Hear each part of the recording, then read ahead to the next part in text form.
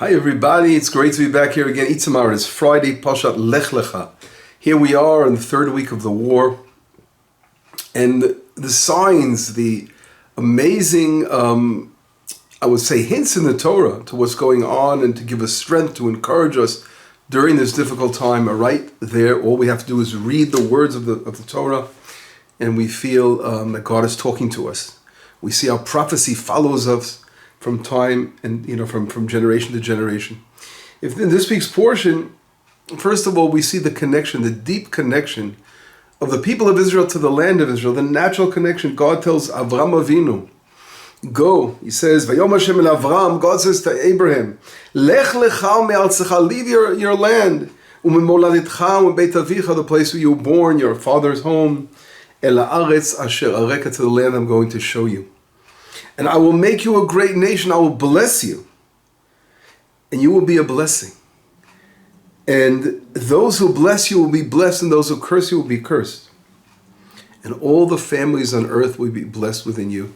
Hashem is sending Abraham Avinu from Okazdim to the promised land of Israel that was given to the people of Israel for an everlasting inheritance, to build a nation, on love and kindness, a nation that will go and be a light to the world, to be a light to all the nations. All the families on earth will be blessed within the nation of Israel. God tells it to Abraham Avinu. Here we see the love and kindness of Abraham in every way. We know, again, how he's putting people inside, taking people inside his tent to feed people, etc. We're all familiar with Abraham's love and kindness. And here, I don't know if many people pay attention to this next verse. Vayelech Avram kasher diber elav Hashem. And Avram goes as God spoke to him. Vayelech ito Lot. And he takes with him Lot, his nephew. And what does it mean he takes with him his nephew? Avram Avinu's nephew, don't forget, was an orphan. His Lot's father Haran was killed. And as we all know, we read about in the portion of Noah. And therefore, Avram Avinu took his nephew under his wings, and he was literally like a father to Lot. And that will be important in the continuation of this lesson. And then it says Avraham Avinu was 75 years old when he left Haran. And here, my wife showed me, I don't know who sent this, but it's a fascinating, obviously, point to bring out, is that this is the 75th year of the modern state of Israel, 75 years. And here, Avraham Avinu, when he makes that connection, right, to come to the land of Israel, he's 75 years old. It's a special number. This is a year, I think, so if we take that to a lesson, we can actually look at what's going on now. Is this a year that we have to, again, prove ourselves how we are literally going to, when we say Mesiut Nefesh, we have to have tremendous devotion to hold on to our land with all our might and soul, just like our forefathers did. And this year we are called to the challenge again when those want to uproot us from our land and want to destroy us. So here, Avraham Avinu comes at the age of 75 to Israel. And then it says right away here, and I have to, of course, discuss this verse because living on Itamar, the verse here is our backyard. Vayavo Avram ba'aretz. Abraham comes to the land. Ad Mikom Shechem, the place of Shechem, right out the window over here. Ad Elon Moreh. Elon Moreh is another name for the city of Shechem. Va'knanias ba'aretz. Okay? So we see the first place that Avraham Avinu comes is here, the place of Shechem, Itamar, this area is where Avraham Avinu first comes when he enters the land of Israel. This area represents that connection, that everlasting connection to the land. And here is where God promises, Vayira Hashem el Avram, God appears to Abraham over here in Shechem and says to him, Elizaracha eten et haaretz hazot. And this I want us to all remember and repeat the words over and over again. Lizaracha eten et haaretz hazot. To your children, I am going to give you this land. And here, one of the many, many times in the Torah where it says that Hashem has given the land of Israel to the people of Israel. And no one is going to uproot us from this land forever. And Avraham Avinu builds an altar, and then he continues from there, going southward. I'd like to, from here, mention something what's going on right now in the world as we see the war continues and the anti-Semitism that we see that is lifting up its head all over the world. And we see in Canada, today just mentioned that someone's home was shot on, and the demonstrations going in New York and the universities, and Jews having to lock themselves in libraries. They're afraid to walk around with any signs of Judaism because they'll be attacked by the pro-Hamas demonstrators. And that's this is the terrible, terrible fear that the Jewish people have outside the land, and that's, of course, a tragedy to see that. Those are the kind of things that we experienced throughout the dark years of our exile. We didn't have the land of Israel. We were in Europe, and the terrible anti-Semitism we have to experience outside the land of Israel. And a lot of people are sending us letters from abroad, emails. Please stay safe in the land, and of course, as I'm sitting here talking to you, yes, we have to be careful. We're all on full guard duty, and we're all are protecting ourselves, our community. We don't know, of course, if there's going to be an attempt by the surrounding hostile Arab villages here to try to enter the community. We don't know if there's going to be missiles coming from the Hezbollah, and we don't know if it's going to be coming from the south. Of course, this area, thank God, as far as the rockets, we have less rockets to contend with in this area so far, but much more to deal with the traveling on our roads and the threats of entry into our communities, which was done on the southern part of the country just 3 weeks ago. So people, of course, are concerned, and they're telling us, stay safe and you got to be careful. But then, of course, we are. But I told them the difference when I told them, I wrote back and I said, you know something? I'm very, very nervous for you all there, because here in Israel we're lions, and we will rise like a lion. Am kilaviakum, your nation will get up like a lion to fight back, and we bear weapons, we fight back our enemies. At the end of the day, we are not going to allow them to eradicate Israel. But outside the land, we don't have that ability, we don't have that national, we don't have a country of our own. We're part of course, of the countries we live in outside the land, and therefore we have to rely on their protection. But here in Israel, we are an independent country. The state of Israel, the country of Abraham, this is the country of Avraham Avinu. And we thank God Hashem has given us the ability for us to protect ourselves. And that's the most important thing, to realize that we have that. And we're going to see in this week's portion how it stands out. I want to continue with this line. And here, what strengthens what I'm saying is the next verse. Vayi ra'av ba'aretz, there was famine in the land. Vayered Avraham Mitzrayim ala Gosham, and Abraham had to go to Egypt to live in Egypt because there was famine in the land of Israel. Vayi kasher kariv lavo Mitzrayim, it says when he got close to going to Egypt, Vayomer atzah ishto hinei na yadati ki isha yefat mared, and Abraham says, wow, my wife Sarah, you're a beautiful woman. Vaya ki yiro tacha Mitzrim, and when the Egyptians will see you, what does it say? They're going to say, oh, this is Abraham's wife, and they're going to kill me, and they're going to take you. They're going to let you live, and they're going to kill me. So right away, what comes to Abraham's mind when he leaves the land of Israel? What comes to his mind? Fear. In the land of Israel, Avram's not afraid. He doesn't have this fear that someone's going to take his wife. But the minute he leaves the land, he's outside the protection, the force field of the godly protection in the land of Israel, he feels right away afraid that someone's going to take his wife. And here, we can prove that the two different kinds of attitudes, spirit that one has when you're inside the land or you're outside the land. I'm going to prove this to you. And of course, we all know what happens in this story. I'm not going to go through that whole story. Abraham comes back eventually to the land of Israel, etc. But if we look further down, we see how Abraham and we know that the shepherds of Abraham, the shepherds of Lot, it says there was a argument between the shepherds. So Abraham says to his nephew, says, let there not be an argument amongst us, and they divide different territories, and Lot goes down to the southern part, to the area of the Dead Sea area, etc. And then Abraham goes on to his way, etc. And here, I want to read this verse to you over here. What happens?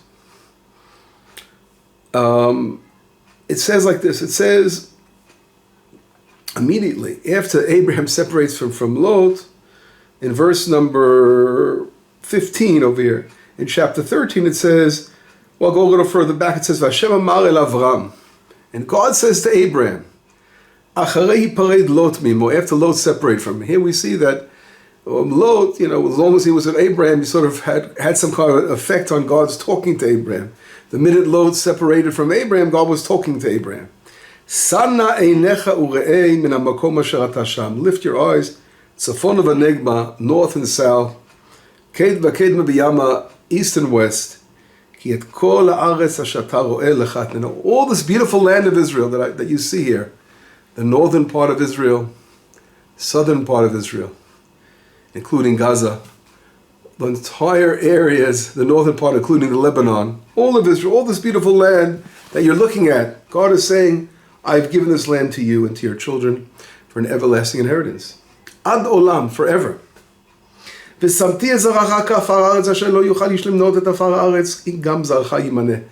God says, eventually your seed is going to be like the dust of the land. You won't be able to count it. The blessing that will come eventually from Israel. And he says, go to the land from the length and the width, because I've given this land to you. So he was told Abraham to walk the land of Israel, the beautiful, as we all know, it's brought down in our sources, that one who walks 4 cubits in the land of Israel is already merits in the world to come. Just to walking the land, to hike in the land of Israel is a beautiful thing. And right after that, a world war breaks out. As I mentioned before, everything that we see in the portions always hint to what's going on, and we can get some encouragement and understanding to current events. And here we see right away, chapter 14 talks about the war of the 4 kings against the 5 kings. That is the first war we see in the world, the first world war. And 4 kings, 5 kings, it's the seed of Ham, fighting against the seed of Shem. And although we see all the characters here, I'm not going to go into details of the evil. On both sides there was a lot of evil in the world. They were fighting with one another. But during this war, what happens is Lot, the nephew of Abraham, is taken captive. And right away, and this is fascinating, Abraham, at this point we know, is dwelling in Elonei Mamre, right, in the plains of Elonei Mamre, near the city of Hebron in the south. And he has with his men that are his friends there, Eshkol, Aner, the ones who went in covenant with Abraham. And Abraham hears that his brother was taken captive. It says his brother, but of course it's his nephew. And vayarek et chanichav yelidei beito 18,300 vayodof adan. And immediately he doesn't hesitate for a moment. He takes his soldiers, 318, and they chase after the enemies until dawn. And we know right away, it says vayachalek halayla, the night was divided. It hints to that evening, in chatzot halayla, the evening time where we left Egypt. Later on, that same time, or the night, it says in the book of Esther, valayla hu nadadash natamelech, that same night the king couldn't sleep, and that was really the king of the world, the universe. And when Amalek wanted to eradicate Israel. So that night has a very power of awakening the love and kindness over Israel. And Abraham comes and he rescues and he saves his nephew from captivity. And he rescues his nephew and defeats the 4 kings. And we all know what happens afterwards. They come to greet Abraham, they want to give him presents. So we see here something fascinating. We just spoke about how when Abraham had to go into exile, and he was afraid right away that they were going to take his wife. In exile, there was fear in the eyes of Abraham. He was afraid. But in the land of Israel, though he was only one individual with a small support group at this time, he had to contend with these nations, full force nations of empires. But Abraham wasn't afraid to risk his life to rescue Lot as being his nephew. So we see here the fierce warrior that Abraham was. But when was he a fierce warrior? When he was in the land of Israel. In the land, he felt the protection of God in the land. Here he wasn't afraid to go to battle. Here he knew that he would have siyata deshmaya, he would have the divine assistance that we merit in the land. I want to mention something which is painful. Right before the war broke out, I'll never forget this. I might have mentioned it in one of my lessons in the last couple of weeks. It was just sitting on my heart. Is that when there were, every Rosh Hashanah time we know during the New Year, there's Jews that go to Uman to pray by the gravesite of Rav Nachman Uman. And since it's in the Ukraine, Israel was very nervous about the Jews traveling because of the dangers involved. And so Bibi, the prime minister, obviously wanted to dissuade them from doing so. And he said, you got to be careful. But obviously he wanted to say to them, you can't rely on miracles. There could be a bombing and Jews could die there. But his way of telling everyone not to be afraid, not to go there, he said, and people, because a lot of people in Uman, the Brez of Hasidim, saying God's going to protect us, God's going to watch over us over there. And Bibi answered and he said, well, God doesn't always protect Israel throughout the generations. He was hinting to what happened in Europe. God didn't always protect Israel. And that was a very stupid remark, by the prime minister to make him why. And he heard a lot of people reacted very, very, very upset at the prime minister for saying that. And of course he didn't mean, we know what he meant. He wanted to say, you can't rely on miracles. He sort of said, you can't rely on a miracle. God wants us to watch over ourselves and not do stupid things. By not, if there's a fire, you're not going to jump in the fire. He could have said it that way, but he said something to try to sting in a way, that God doesn't always watch over. And that was a very, very bad remark, a very stupid remark to say, because God always watches over us. We, as we said before, we can make decisions that endanger ourselves. But in reality, if God wasn't watching over us, oh my goodness, what would happen? We got a taste of that 3 weeks ago, what it is if God wasn't watching over us in the land, what these enemies, these Amalek, these Daesh, what will these forces do to Israel if they only had an opportunity to do it? So of course God is watching over us, Prime Minister Netanyahu, and you have to take that to your heart. And I'm sure after he said it, he probably regretted it greatly. But and then unfortunately after that, as I said before, we got a sample when God, for a second, what would happen if God wouldn't watch over us? But I want to go back from here, and I want to mention again, is that when we're in the land of Israel, we have tremendous divine intervention, and we're not afraid as the people of Israel. Even so, I'm saying right now here, if someone lives in Itamar, and for years we've been traveling along the dangers of Hawara to this very day. Right? Every time we have to go in and out of our area, we have to go through that route, that dangerous route, but we're not afraid. We do it day by day, and we know there are dangers involved. But we're in the land, we're in our homeland. And we cannot in any way demonstrate our fear. We have to be strong, brave, courageous, and know that God is going to walk with us if we follow Him. We walk with Hashem, we have faith in God. We will overcome all our enemies. This war didn't even really begin yet. Israel is determined to uproot these terrible enemies. To uprooting these enemies of the world is a kiddush Hashem, is sanctifying God's name. It's uprooting evil in the world. And the world has to stand with us. But unfortunately, we see already a lot of places, and we see where it's coming from, these universities and people supposed to be enlightened individuals, instead of standing with Israel, the only democracy here in this part of the world, in the Middle East.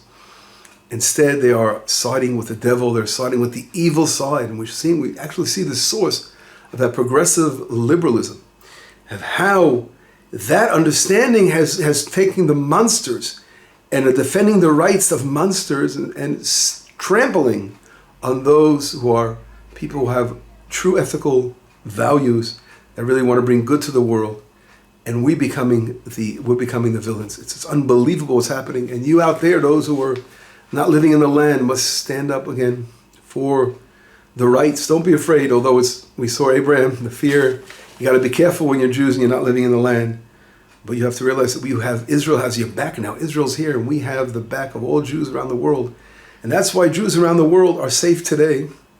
We remind ourselves what happened in Uganda when Jews were kidnapped. Israel went all across Africa to get to rescue those rescue those hostages. We have the state of Israel, we have our land, and Israel will overcome all its enemies, will protect the Jewish people anywhere in the world. And that is something very, very important to realize. Here we're safe.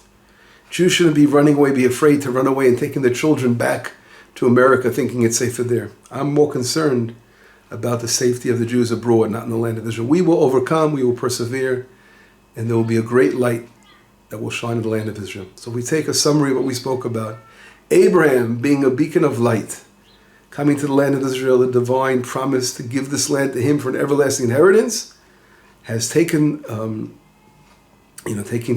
steps forward in preparing the land for his children and great-children and great-grandchildren for all generations that will come to this very day. We are the children of Abraham, and we're here, and we're building the land of Israel with all the challenges, and we will fulfill the promise that God promised Abraham. To your children, I will give this land to an everlasting inheritance. And that's we have to strengthen our faith and know that is the answer. And with that in mind, nothing will prevent us from achieving our goals and from overcoming evil in the world. Shabbat Shalom, Besorot Tovot, Yeshuot V'Nechemot.